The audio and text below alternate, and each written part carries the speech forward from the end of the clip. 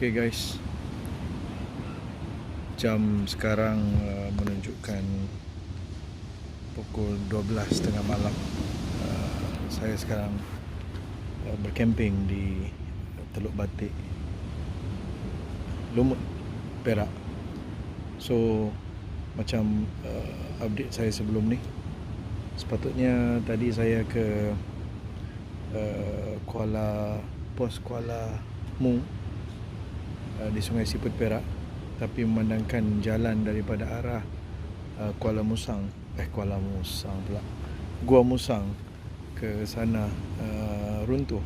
Jadi mengikut update daripada orang asal di sana, saya kena lalu bandar Sungai Siput, kemudian baru boleh masuk ke pos Kuala Mu. So disebabkan keadaan itu, saya decide daripada simpang masuk ke pos Kuala Mu dari arah Gua Musang tu, saya keluar kembali menghala ke Lumut, Perak. Memang dalam my list untuk ke camper site di pantai ini untuk trip akan datang, tapi memandangkan trip ke Kuala Mu, pos Kuala Mu paksa dibatalkan. Semasa masuk ke dalam jalan tu, saya sempat juga melihat keadaan beberapa tempat pembalakan. I was informed that jalan tu runtuh sebab ada banyak pembalakan yang berlaku di sana. Tapi saya pun tengok ada beberapa tempat telah ditanam semula dengan pokok eucalyptus species yang dibuat oleh kerajaan negeri Kelantan. So I think that one is a good effort jugalah untuk ni.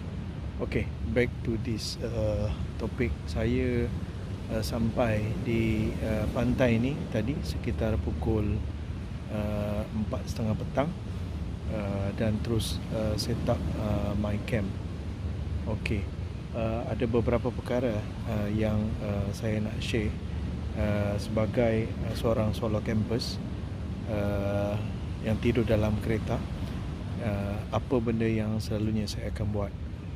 Mostly bila saya pergi buat apa-apa camping, selalunya my target is that bila saya set up my camping tu, saya nak siap dalam masa yang cepat. Sebab kadang-kadang kita dah penat untuk driving. Jadi selalunya saya akan set up my tent tu dalam masa sekitar 20 minit. Keadaan camping di Teluk Batik ni agak terang jugalah suasananya kat sini. Kalau anda lihat di sini, banyak spotlight yang dipasang untuk sekitar sini. Di quite ramai juga yang camping pada waktu-waktu sekarang ni. Okay, anda boleh lihat beberapa campers memasang kemah di sekitar sini. Ada lebih kurang 2 campers yang berada di sana, dan saya berada di sini. Okey, di sebelah sana juga ada 2 campers. Okay. Back to my topic.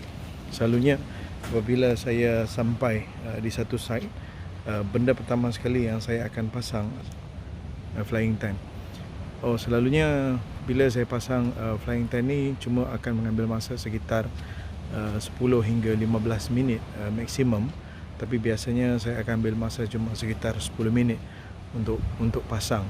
Jadi sebelum pasang tu, selalunya saya akan pilih di mana ada pokok yang minimum 2 pokok atau 3 pokok, dan saya akan ikat kepada pokok.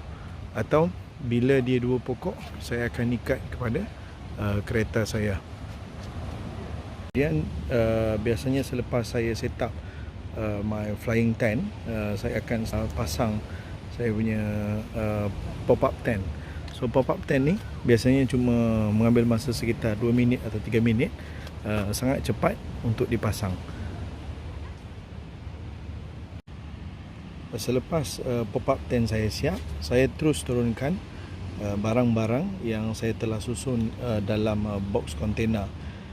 Yang mana setiap box container ni saya telah susun mengikut label atau saya sudah marking awal-awal supaya saya tahu apa barang yang ada di dalam. So salah satu objektif untuk car campers ni adalah kereta tu harus dikosongkan secepat mungkin supaya kita boleh set up kita punya tempat tidur. Dan camping atau kita punya tent mostly untuk simpan barang-barang. So kalau anda lihat di sini, okey, saya telah susun 4 jenis kotak, okey, okey, yang mana satu kotak untuk food, satu kotak untuk mostly untuk my cooking set, okey, satu kotak untuk bed dan barang-barang electrical, dan satu kotak untuk barang-barang yang melibatkan racun atau melibatkan gas dan sebagainya. Dan biasanya saya akan bawa satu kotak mineral water, dan standard lah kena bawa satu baldi. Okey, jadi selepas semua kotak atau box container saya turunkan, barulah saya akan turunkan semua peralatan-peralatan yang lain seperti meja untuk memasak, okey, dan kerusi, okey,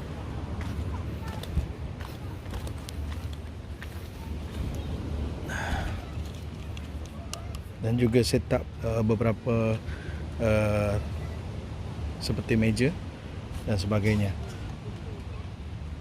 Jadi selepas semua peralatan sudah di set up, flying tent sudah set up, pop-up tent sudah set up, semua barang daripada kereta sudah diturunkan, barulah saya akan set up saya punya airbag atau katil angin. Jadi sebentar lagi saya akan share bagaimana saya susun saya punya airbag dalam kereta saya.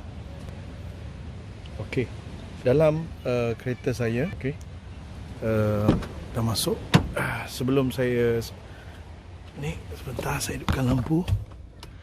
Okey, macam ni lah keadaan di dalam kereta sebelum tidur. Okey, selalunya okey, FJ Cruiser ni dia punya pintu boleh buka melintang seperti ni.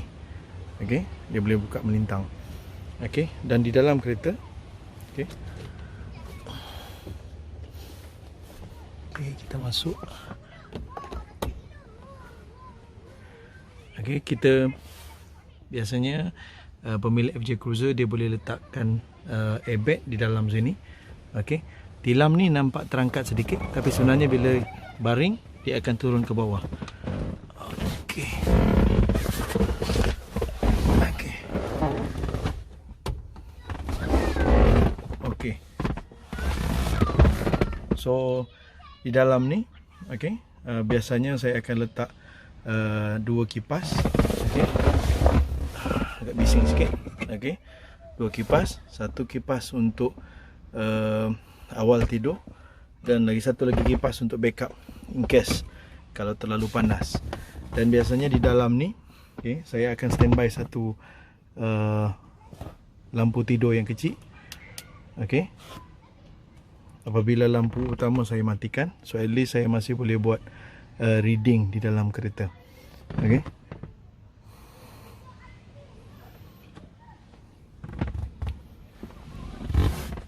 okey, keadaannya seperti ini. Okey, apabila saya baring, anda boleh lihat, okey, sebenarnya cukup untuk 2 orang, okey, tidur di dalam ni. Okey, agak luas, kaki saya pun tidak sampai sebenarnya, dan saya dalam keadaan berbaring, okey, sama ada dengan menggunakan bantal atau hanya menggunakan ujung ni disandarkan ke belakang. Jadi bergantung kepada keselesaan masing-masing. Jadi kebiasaannya saya tidur dalam keadaan seperti ini. Cuma ada beberapa tips yang saya ingin kongsikan. Biasanya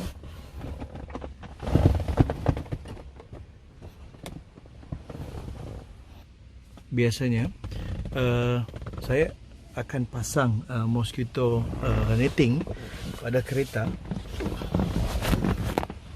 Okey.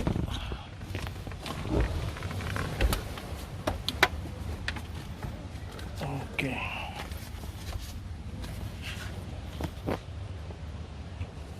Okey. Mosquito netting akan dipasang di dalam kereta seperti ini. Okey. Yang mana mosquito netting ni penting untuk memastikan udara masih boleh masuk ke dalam. Okey. Udara masih boleh masuk ke dalam. Okey. Dan biasanya saya akan buka lebih kurang dalam satu kaki dan biarkan udara masuk kiri dan kanan. Okay. Jadi dalam apa juga keadaan pengudara masih lebih bagus lah, masih lebih baik. Okay. Dan dalam masa yang sama nyamuk juga tidak masuk ke dalam kereta. Okey, ini contoh apabila saya pasang lampu bacaan atau lampu kecil, supaya pada waktu ini saya masih boleh menggunakan lampu bacaan yang kecil dan membuat reading sebelum tidur. So itulah tips yang saya ingin kongsikan. Semoga sedikit sebanyak dapat memberikan manfaat. So sebelum kita cut off, please subscribe atau follow supaya saya boleh share lebih banyak information kepada anda. Before that, I'm sorry jika ada sound atau video yang tidak elok, sebab saya ni bukanlah pandai sangat nak edit-edit, ni main-main guna handphone je ni. Most of the time saya tak pernah buat apa-apa video untuk sharing pasal camping. So this time I try untuk share more things about camping. Okay guys, good night.